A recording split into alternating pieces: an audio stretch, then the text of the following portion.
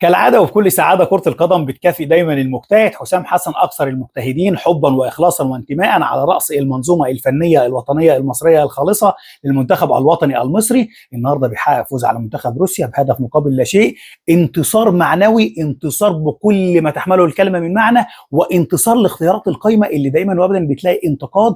وموضوع اختيارات اللعيبة والقايمة على مدار التاريخ، أي مدير فني وطني أجنبي بياخد لعيبة وبيختار قايمة دايما وابدا بتلاقي راي الجمهور اشمعنى ساب ده افضل، ده احسن من ده، وهكذا. فحسام حسن النهارده بينتصر. الهدف جه ازاي؟ من هيثم حسن، لاعب ريال اوفيدو الاسباني الوافد الجديد للمنتخب الوطني المصري، بيمرر لمحمد هاني اكتر لاعب واخد انتقادات سلبيه في تاريخ كره القدم المصريه، كابتن وابن النادي الاهلي اللي عنده 25 بطوله، لو مع لاعب تاني في نادي تاني كان اتعمل له تمثال.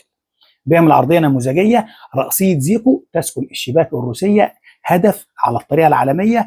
زيكو نجم بيراميدز اللي معاه دوري ابطال افريقيا، انتر كونتيننتال ابطال القارات، سوبر افريقي، كاس مصر، لاعب عالمي. اختيارات حسام حسن النهارده، الناس اللي عليها انتقاد هي اللي جابت لك الفوز النهارده. حسام حسن حقق نجاحات غير عاديه وهو لاعب مع المنتخب، على مستوى الصعود لكاس العالم، على مستوى بطوله الامم الافريقيه، هو الهداف التاريخي للمنتخب الوطني المصري. حسام حسن مش محتاج منك اكتر من الدعم المعنوي، اكتر من المسانده، وبلاش نقد سلبي. حسام حسن بيعمل ارقام اعجازيه مقارنه بالامكانيات المتاحه حاليا، وان شاء الله في كاس العالم 2026 امريكا، كندا، المكسيك، ان شاء الله المنتخب الوطني المصري هيحقق انتصارات، وهنعدي دور المجموعات، وهنعمل ارقام ايجابيه. شجع مصر من قلبك، لان النهارده كل النجاحات اللي حصلت على مستوى التدريب كلهم مديرين فنيين وطنيين.